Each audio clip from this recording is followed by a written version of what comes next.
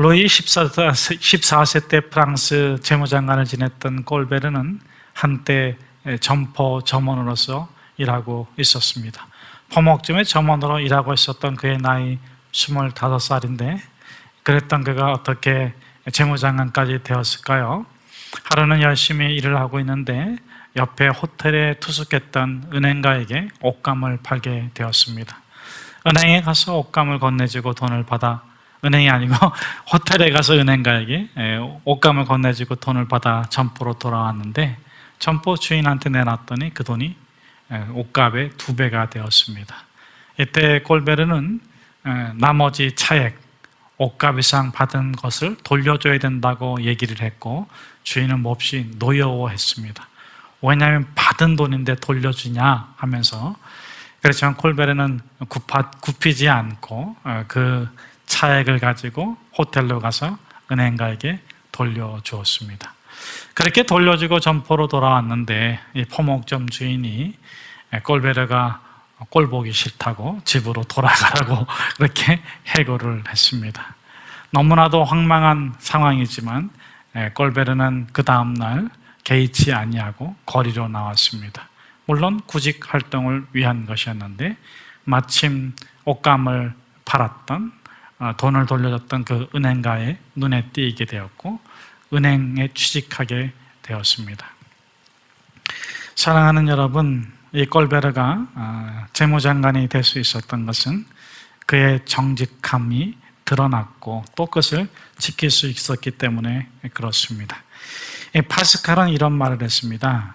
불행은 그 사람의 위대함을 증명할 수 있는 기회이다. 불행은 그 사람의 위대함을 증명할 수 있는 좋은 기회이다. 그렇습니다. 그렇기 때문에 예수님께서도 이렇게 말씀하세요. 환난과 고난과 핍박과 눈물과 광야를 걷고 있는 자들에게 뭐라고 말씀하십니까? 상황을 두려워하지 마십시오. 현실을 무서워하지 마십시오. 주 여호와를 바라보십시오. 하나님께서 당신을 책임져 주십니다. 저를 한번 따라서 하세요. 나는 하나님의 사람이다. 상황이 무섭고 현실이 무섭고 사건이 무섭고 기근과 전쟁이 무섭지만 정말 우리가 두려워해야 할 것은 하나님입니다. 우리가 하나님의 사람으로 온전히 서고자 할 때 그것이 하나님을 두려워하는 것인데 우리가 하나님의 사람으로 온전하고자 할 텐데 그것이 하나님을 두려워하는 것인데 우리가 하나님의 사람으로 온전히 서게 되면 세상을 두려워하지 아니하고 세상을 다스리고 창조세계를 완성해 나가는 하나님의 동역자가 될 줄로 믿습니다. 이 22절, 23절의 말씀을 이렇게 읽으면 평소 예수님과 같지 않은 모습을 보게 됩니다. 조급해하시고 재촉하시고 막 힘을 쓰시는 예수님, 무리를 보내시는 동안에 그 일도 끝나지 않았는데 즉시 제자들을 재촉하사 건너편으로 앞서 보내시고 여유롭고 넉넉하시고 온유하고 좀 이렇게 친근하신 부드러우신 예수님의 모습과 다르게 조급하시고 다급하시고 재촉하시는 예수님의 모습 속에서 우리는 평소 예수님과 다르구나. 그리고 홀로 산에 올라가서 밤새도록 기도하시면서 도대체 예수님의 마음에 무엇이 그렇게 걱정되고 염려되었기에 밤새 기도해도 기도가 끝나지 않는 고뇌의 기도를 들으셨는가 하는 의문을 갖게 합니다. 이것이 마태가 생략 기법을 통해서 우리에게 강조하고 전달해 주고자 하는 거예요. 똑같은 본문이 마가복음에서도 나오고 요한복음에서 나오는데 거기 보면 이렇게 예수님의 그 황급해 하시는 심경이 마태복음처럼 잘 드러나 있지는 않아요. 결론부터 얘기한다면 이 본문에는, 우리가 오늘 읽은 본문에는 세 가지 사건이 중첩되어 나오는데, 이 사건은 제자들이 보기에 좋을지라도, 세상적으로 좋을지라도 큰 위기이고, 또 풍랑이라는 보기에도 큰 위기도 있는 거예요. 그런 세 가지 사건을 통해서 예수님께서는 너희가 하나님의 사람으로 이런 위기와 환난과 어려움들을 이겨내기 위해서는 건너편으로 건너가라, 이런 말씀이에요. 단어적으로는 그렇습니다. 오늘 설교의 제목처럼 건너가라. 지정학적으로는 이 편에서 저 편으로 건너가라. 의미적으로는 사건에서 일상으로 건너가라. 풍랑 속에 머물지 말고 일상으로 들어가라, 이런 의미예요. 자, 그럼 먼저 지형학적으로 이 편에서 저 편으로 건너가라 그랬는데, 이 편이 어디냐 하는 거예요. 다시 건너왔으니까 게네사르라고 말할 수 있지만 게네사르가 아닙니다. 게네사르보다 위에 있는 곳인데, 그곳의 이름이 뭐냐 하면은 오병이어의 기적이 일어난 그 광야죠. 그 지명의 이름이 뭐냐 하면, 좀 이따 얘기해 드릴게요. 요즘에 이렇게 우리가 뭐 매체를 통해서 찾아보면은, 요즘에는 역사 쪽에 그 지명에는 안 나와 있는데, 성서 고고학자들의 연구에 의하면 그 지명의 이름이 건너편하고 똑같아요. 그러니까 마태는, 이 마태복음을 읽는 유대인들은 이 갈리로스 지형을 잘 알고 있기 때문에 건너가라 그러면 그 건너편의 지명을 알고 있는 거예요. 그런데 그 사람들은 여기 건너가야 될 오병이어의 기적이 일어난 곳의 지명도 알고 있는 거예요. 그 두 개를 다 생략을 해버렸어요. 그럼 도대체 어디서 어디로 건너가라는 거야? 그것을 통해서 의미를 전달하고자 한 것입니다. 자, 그렇다면 건너편, 이곳에서 저편으로 건너가라고 했는데, 그곳의 지명이 뭐냐 하면 마가복음 6장 45절에 나와요.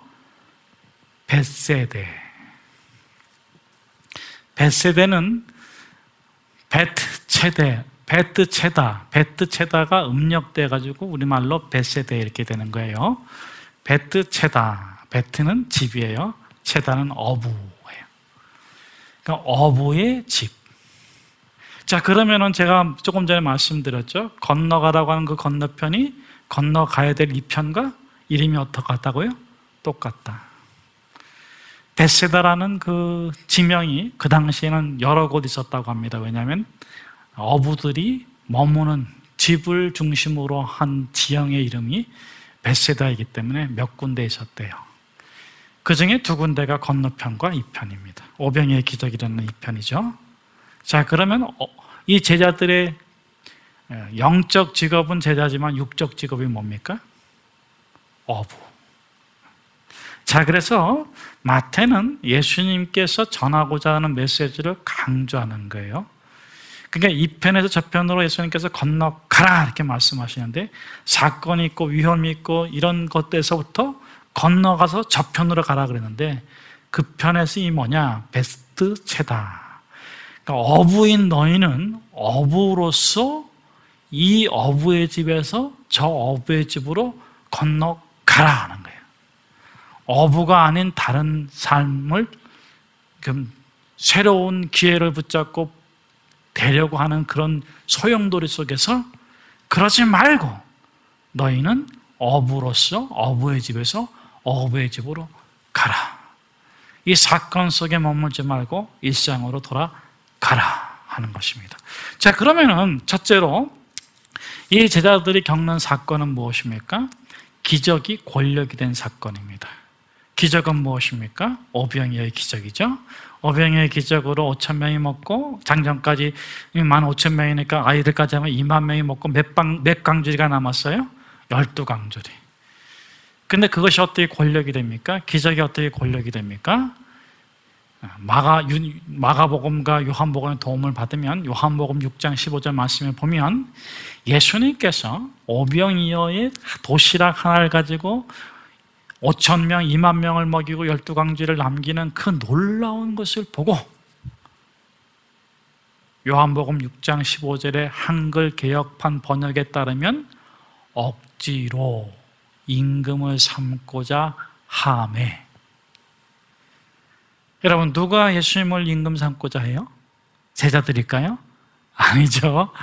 누가 예수님을 임금 삼고자 해요? 그렇죠, 무리들. 경제적 메시아로 예수님을 세우려고 하는 것입니다. 정치적 메시아로 예수님을 세우려고 하는 것입니다. 그래서 무리들이 권력이 되어주고 힘이 되어주는 거예요. 기적이 무엇이 됩니까? 무리들로 하여금 예수를 임금으로 세워서 정부를 구성하고, 정부가 구성이 되면은 제자들은 뭐가 돼요? 장관, 국무총리. 할렐루야. 여러분, 저를 한번 밀어주시겠습니까? 제가 대통령 되면 여러분들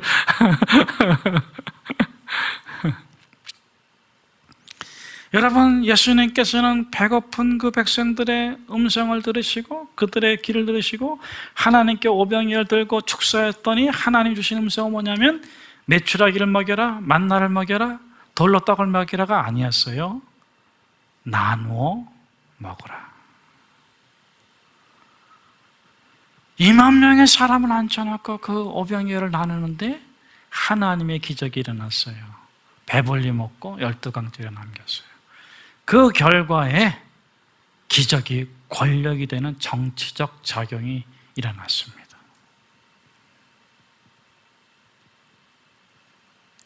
예수님은 이 땅의 왕을 원하지 않으셨습니다. 이 땅의 메시아 왕국도 원하지 않으셨어요. 하나님의 나라가 이 땅에 임하는 영원한 새하늘과 새 땅을 바라보며 그것을 위하여 살아가기를 원하셨는데, 이렇게 군중들 가운데 몇몇 사람이 정치적으로 군중을 선동하자 기적이 권력이 되고 그 권력에 편승한 제자들은 그것을 떠날 마음이 없어. 그래, 언제까지 우리가 어부 생활할 거야? 언제까지 우리가 힘없는 사람으로 살 거야? 언제까지 이렇게 비리비리한 삶을 살 거야? 그래, 이참에 권력 잡고 세상 바꿀 혁명 일으키자. 부추김을 당하는 거예요. 그런 상태를 예수님께서 아시고 지금 막 황급하게 무리들을 보내시는 와중에 이 제자들을 배에 태워서 벳세다, 베드체다, 어부들의 집으로 보내는 겁니다. 너희들은 어부가 돼야 된다. 어부이다. 너희들은 어부의 삶을 살아야 한다. 권력가가 되려고 하지 마라. 정치가 되려고 하지 마라. 그들과 편승하지 마라. 이렇게 해서 그분들을 이렇게 보내는 거예요.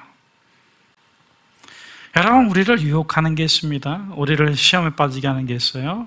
달콤한 유혹도 있고 무서운 유혹도 있을 수 있는데, 여러분, 우리가 현명한 체념을 해야 됩니다. 왜냐하면 우리의 삶을 새롭게 하는데 그 현명한 체념이 중요한 체념이기 때문에. 왜 예수님께서 이렇게 다급하게 제자들을 건너편으로 가라고 하세요? 기적이 권력이 될 때 신앙의 기준이 바뀝니다. 교회가 숫자를 자랑할 때, 신앙의 연륜을 자랑할 때, 그럴 때 우리 신앙의 기준은 예수가 아니라 힘이 되게 됩니다. 그때부터 타락하는 거예요. 오늘 제자들이 저녁 때 배를 탔는데 밤 사경이니까 새벽 3시와 4시 사이까지 바다 한복판에서 오도 가도 못하는 고난 가운데 있어요. 왜 그러냐면 지정학적 이유 때문에 그런데, 서쪽은 지중해, 동쪽은 요르단, 이 대륙 사막 기후입니다. 그 다음에 산 북쪽에는 헐몬산이 있는데 2800m가 있고, 그리고 밑으로는 네게브 광야가 있죠. 물론 작은 다볼산도 있고 그런 조그만 산은 있습니다. 더 중요한 것은 뭐냐면, 그렇게 바다와 대륙과 산과 산 사이에 네게브의 가운데 있는 이 갈릴리 호수는 지면이 낮아요. 약 180m, 180, 마이너스 180. 그래서 순식간에 돌풍이 불면은 그냥 회오리 치는 바람이 부는데 그러면 배가 오도 가도 못하는 거예요. 이 오도 가도 못하는 배 가운데서 제자들이 붙잡고 있는 게 뭡니까? 살고자 하는 게 뭡니까? 뭘 붙잡고 씨름하고 있습니까? 부서져 가고 있는 배를 붙잡고 씨름하고 있어요. 여러분, 부서져 가는 배를 붙잡고 씨름하고 있다는 것이 얼마나 암담합니까? 더 중요한 것은 뭐냐면은 그 배가 부서지면 자기도 바다에 빠져서 죽는다는 것을 알고 있어요. 자기 능력, 자기 지혜로 극복할 수 있었다면 벌써 거기 자리를 벗어났겠죠. 자기 능력 밖에 있는 일이에요. 그 환난 가운데 있어요. 그래서 얼마나 힘들었는지 오늘 본문에서도 고난이라고 말하고 있잖아요. 그 고난 가운데서 뭘 붙잡아야 됩니까? 부서져가는 배를 붙잡고 있어야 되겠습니까? 여러분, 오늘 우리가 이 코로나19로 인해서 진짜 오도 가도 못하는 그런 상황 가운데 있는 제자들과 같은 처지가 됐어요. 모임조차도 다 밀어놓고 이러지도 못하고 저러지도 못하는 삶이 벌써 6개월, 7개월이 되고 있습니다. 이제는 우리가 더 이상 여기에 묶여 있어서는 안 됩니다.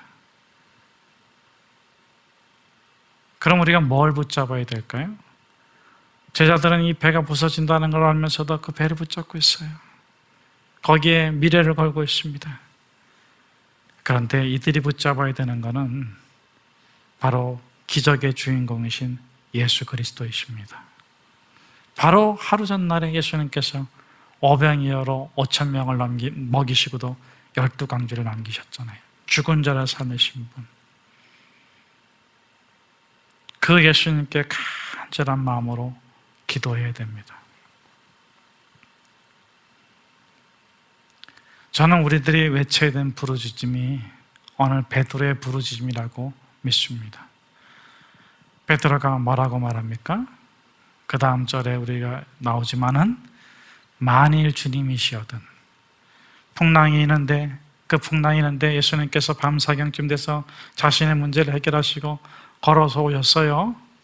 유령인 줄 알고 깜짝 놀랐는데 나니 두려워하지 마라, 안심하라. 그래서 제자들이 받아들였어요. 이제 예수님과 함께 있다는 것이 안전하다는 것을 알게 됐습니다. 배가 우리의 안전을 지켜주는 게 아니구나. 예수님이 우리의 안전을 지켜주는구나.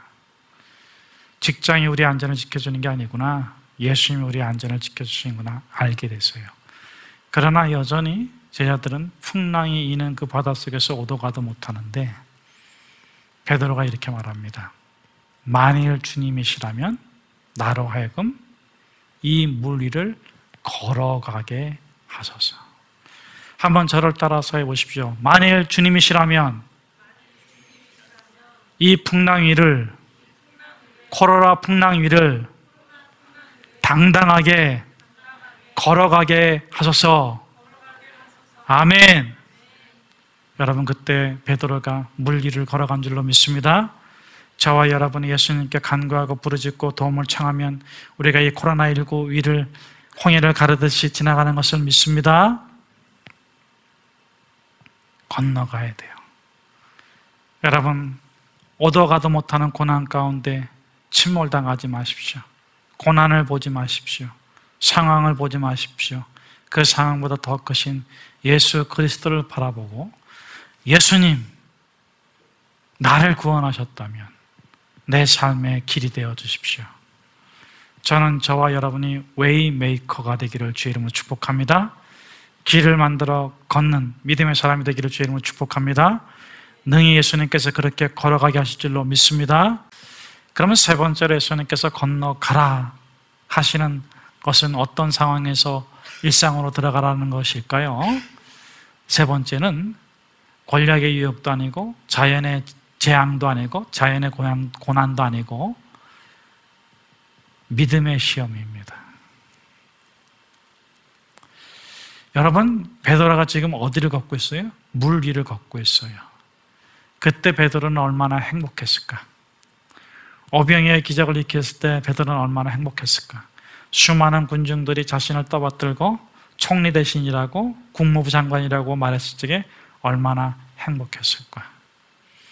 그런데 예수님께서는 그 기적의 현장에 있지 말고 기적을 만드는 일상으로 건너가라고 말씀하셨습니다.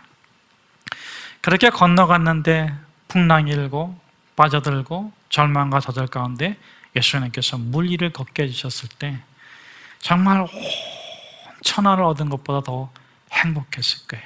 믿음이 이렇게 위대할 수가, 믿음이 이렇게 아름다울 수가, 믿음이 이렇게 놀라울 수가. 그런데 여러분, 베드로가 무엇 때문에 그 바다 위를 걷는 놀라운 존재에서 두려워 무서워 울부짖는 초라한 존재로 바뀝니까? 무엇을 보고? 무엇을 보고? 바람을 보고. 여러분, 바람이 보여요? 그렇죠. 바람이 안 보이지만 파도는 보이겠죠. 그런데 바람을 보고라고 마태가 기록하고 있는데, 자신이 물 위를 걷고 있다는, 그렇게 예수님께서 자신을 안전하게 대단하게 위대하게 만들어줬는데 그 예수님을 잠깐 잃어버리고 작은 바람을 보고 작은 파도를 보고 자기가 물속에 빠져들 거라고 무서워하고 두려워하고 있어요. 왜 그렇습니까? 자기가 물 위를 걷고 있다. 자기가 물 위를 걷고 있다는 자기가 주인 되었기 때문에 그렇습니다. 여러분, 누가 기적을 일으켰습니까? 누가 풍랑에서 구해줬습니까?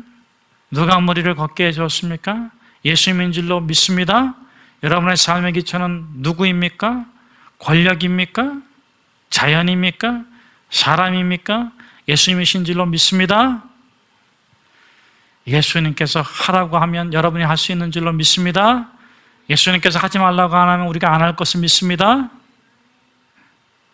여러분, 우리가 단단한 땅 위에 기초하고 있는 것 같지만, 우리 발이 단단한 지구 위에 기초하고 있는 것 같지만, 한 번 더 생각해 보세요. 지구는 어디에 떠 있어요? 우주라는 바다에 떠 있는 조각배입니다. 하나님께서 이 지구를 붙잡아 두지 아니하시면 이 지구는 한순간에 파편이 돼요. 그런데 우리는 제한되고 가려진 시각 안에서 조금 더 이 지구가 한 번 더 우주에 떠 있다는 두려움을 갖지 않습니다.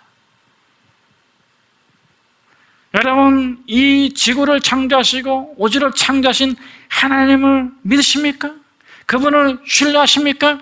그분이 여러분을 선택하시고 여러분의 이름을 불러주시고 여러분을 하나님의 자녀 삼으신 줄로 믿으십니까? 그렇다면 어떤 환난과 위기야 바다 가운데 있다 할지라도 두려워하지 마십시오.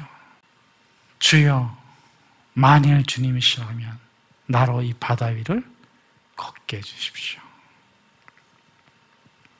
주님의 말씀이 내 발의 등이요 내 길의 빛입니다. 우리 삶의 반석이시고 우리 삶의 기초이신 주 예수 그리스도를 굳게 신뢰하고 우리 건너갑시다. 고난도 건너가고 권력의 유혹도 건너가고 코로나도 건너가서 다시 주님께서 이 제자들을 너희들의 영적 신분인 제자들로 건너편 겟네사르로 가서 사역하자. 그럴 때 네 주님, 내가 여기 있습니다. 그렇게 응답하시고 주님의 눈물이 있는 곳에, 주님의 손과 발이 있는 곳에 사역하는 저와 여러분의 얘기를 주의 이름으로 축복합니다.